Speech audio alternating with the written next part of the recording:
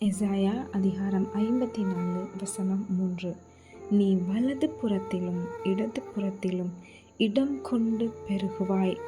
உன் சந்ததியார் ஜாதிகளை சுதந்தரித்து கொண்டு பாழாய் கிடந்த பட்டணங்களை குடியேற்றுவிப்பார்கள். இன்னைக்கு கர்த்தர் நம்மளோடு பேசுகிற ஒரு வார்த்தை, நான் உன்னை ஆசிர்வதிக்க போகிறேன், உன்னை பெருக பண்ண போகிறேன், உன்னுடைய இடங்களை விசாலமாக்க போகிறேன், உன்னோட நான் ஸ்டாப் பண்ணிட மாட்டேன், உன் சந்ததிகளையும் நான் ஆசிர்வதிப்பேன்.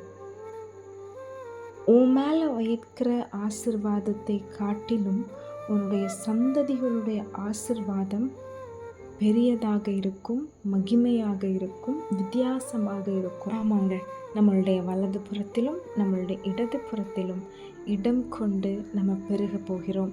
பெருக விடாதபடிக்கு, வளர்ச்சியை பார்க்க விடாதபடிக்கு, நம்மளுடைய வாழ்க்கை கட்டப்பட விடாதபடிக்கு, ஒரு அடுத்த லெவல் போக விடாதபடிக்கு இருக்கிற எல்லா தடைகளையும் கர்த்தர் உடைத்து நம்மளுடைய கையை பிடிச்சிட்டு வா அப்படின்னு நம்மளை கூட்டிகிட்டு போகிறாங்க.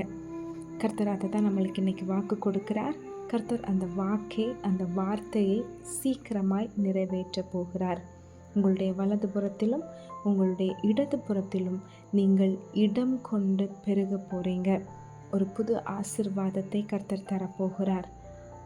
இதுவரைக்கும் நீங்கள் நல்லா இருந்தீங்க, இதுக்கப்புறமும் இன்னும் நீங்கள் நல்லா தான் இருப்பீங்க.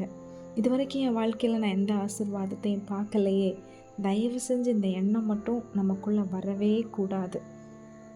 கர்த்தர் நமக்கு தந்த ஒவ்வொன்றுக்காகவும் நன்றி உள்ளவர்களாக நம்ம இருக்கணும். ஒவ்வொரு நாளும் நம்ம சாப்பிடுகிற சாப்பாடு, நம்ம உடுத்துகிற உடை, நம்ம ட்ராவல், நம்ம போகிற வருகிற காரியங்கள் எல்லாவற்றிலையும் நன்றி ஏசப்பா, இதை தந்தீங்களே நன்றி, இப்படி வைக்கிறீங்களே நன்றி, இதை மட்டும் நம்ம சொல்லிகிட்டே இருக்கலாம். Jesus is taking us to the next level. இன்னும் ஒரு லெவலுக்கு கர்த்தர் நம்மை கொண்டு போகிறார். எப்படி தெரியுமா? நம்ம கையை பிடிச்சிட்டு வா அப்படின்னு நம்மளை அழைத்து கொண்டு போகிறார். நமக்கு முன்பாக அவர் கடந்து போகிறார். ஆமாங்க, உங்கள் வாழ்க்கையில் நீங்கள் ஒரு பெருக்கத்தை பார்க்க போகிறீங்க. கட்ட முடியாமல் இருக்கிற அந்த பகுதிகளில் கர்த்தரே அந்த வாழ்க்கையை, அந்த ஜெப வாழ்க்கையை, குடும்ப வாழ்க்கையை, எதிர்காலங்களை கட்டுவிக்கிறார். நீங்கள் கட்டப்படுவீங்க. நீங்கள் பெருக்கத்தை பார்க்க போகிறீங்க, ஒரு விசாலத்தை பார்க்க போகிறீங்க. ஆமேன்னு சொல்லி ரிசர்வ் பண்ணுங்கள். இன்றைக்கி சப்பா பேசுகிறாங்கன்னா சீக்கிரத்தில் அதெல்லாம் நடக்க போகுது. இன்றைக்கே நடந்துடணும், நாளைக்கே நடந்துடணும் அப்படி எதிர்பார்க்கறது தப்பில்லை. ஆனால் அது நடக்காமல் இருக்கும்போது, நம்ம எதிர்பார்க்குற டைமில் அது நடக்காமல் இருக்கும்போது நம்ம சோர்ந்து போகிறோம் பாருங்கள், அதுதான் தவறு. நமக்குன்னு ஒரு டைம் இருக்குது, நமக்குன்னு ஒரு காலம் இருக்குது, காட்ஸ் அப்பாயிண்டட் டைம். அந்த டைமில் கர்த்தர் சொன்ன வார்த்தைகள் எல்லாம் ஆம் என்றும் ஆமேன் என்றும் நிறைவேறும். நான் உன்னை ஆசிர்வதிப்பேன்னு கர்த்தர் சொல்கிறாருன்னா கண்டிப்பாக உங்களை ஆசிர்வதிப்பாங்க. உன் வலது புறத்திலும் இடது புறத்திலும் நீ இடம் கொண்டு பெருகுவாய் என்றால் கண்டிப்பாக நீங்கள் பெருகுவீங்க.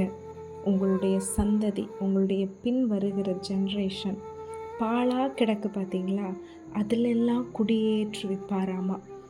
யூஸ்லெஸ்ஸாக அநேகருக்கு பிரயோஜனப்படாமல் அப்படியே கிடக்கிற அந்த பகுதிகளில் கர்த்தர் நம்மளுடைய தலைமுறைகளை, நம்மளுடைய சந்ததிகளை ஆசிர்வாதமாக மாற்றப் போகிறார். அவங்களுக்கு அது பிரயோஜனம் இல்லாமல் இருக்கலாம் மற்றவர்களுக்கு. ஆனால் கர்த்தரை மட்டுமே நம்பி இருக்கிற உங்கள் வாழ்க்கையில், உங்களுடைய தலைமுறைகளுக்கு அவங்களுடைய நன்மைகளாக இருக்கட்டும், அவங்க வாழப்போகிற வாழ்க்கையாக இருக்கட்டும், அது ஒரு வித்தியாசமாக இருக்கும். அதை கண்டிப்பாக நம்ம பார்ப்போம். அதை இப்போவே பிலீவ் பண்ணி நானும் நல்லா இருப்பேன், என் சூழ்நிலைகள் மாறும், என் சந்ததியே ஆசீர்வாதமாக இருக்கும் அப்படின்னு நீங்கள் அறிக்கையிட்டுட்டே இருங்க. இப்போ நீங்கள் பார்க்குறத வச்சோ, கேள்விப்படுகிறத வச்சோ, இல்லை உங்கள் பிள்ளைங்களுடைய பிஹேவியரை வச்சோ, இல்லை அவங்க படிக்காமல் இருக்கலாம், இல்லை அவங்களுக்கு ஒரு நல்ல ஞானம் இல்லாமல் இருக்கலாம். அதை வச்சு நீங்கள் எதிர்காலத்தில் இவங்க எப்படி இருக்க போகிறாங்க, அப்படிப்பட்ட கவலைகள் உங்களுக்கு வேணாம். நம்மையே வாழ வைக்கிறார் என்றால் நம்மளுடைய தலைமுறைகளை எப்படி பார்த்துப்பார் தெரியுமா? ஆமாங்க, ராஜா வீட்டு பிள்ளைகள் மாதிரி தான் இருப்பாங்க. கண்டிப்பாக இது நடக்கும். நீங்கள் விசுவாசிங்க, நீங்கள் பார்ப்பீங்க. உங்கள் பிள்ளைகள் ராஜா வீட்டு பிள்ளைகளை போல வளருவார்கள், படிப்பார்கள். எதிர்காலங்கள் ஆசீர்வாதமாக இருக்கும். உங்களை சுற்றிலும் இருக்கிறவங்க இப்போ ப்ளேம் பண்ணுறாங்கல்ல, அதே வாய் அதே பிள்ளைகளை புகழும். அது நாளைக்கே நடந்துருமா? இல்லை, அதுக்குன்னு ஒரு காலம் இருக்குது. அந்த காலம் வரைக்கும் நம்ம காத்திருக்கலாம். கண்டிப்பாக நம்மளுடைய சந்ததிகள் ஆசீர்வாதமாக இருக்கும். கர்த்தர் இன்னைக்கு நம்மோடு பேசின வார்த்தைக்காக நன்றி சொல்லலாம். தலை மேலே கையை வச்சு, இயேசுவின் நாமத்தினால நான் வலதுபுறத்திலும் இடதுபுறத்திலும் இடம் கொண்டு பெருகுவேன். என்னுடைய பெருக்கத்தை, என்னுடைய ஆசீர்வாதத்தை, என்னுடைய நன்மைகளை, என்னுடைய கர்த்தர் என்னை நெக்ஸ்ட் லெவல் கொண்டு போகிறதற்கான எல்லா தடைகளும் இயேசுவின் நாமத்தினால் முறி அடிக்கிறேன்னு சொல்லுங்கள். இயேசுவின் நாமத்தினால் அது அப்படியே ஆகட்டும். நானும் ஆசீர்வாதமாக இருப்பேன், என்னுடைய சந்ததியும் ஆசீர்வாதமாக இருக்கும்.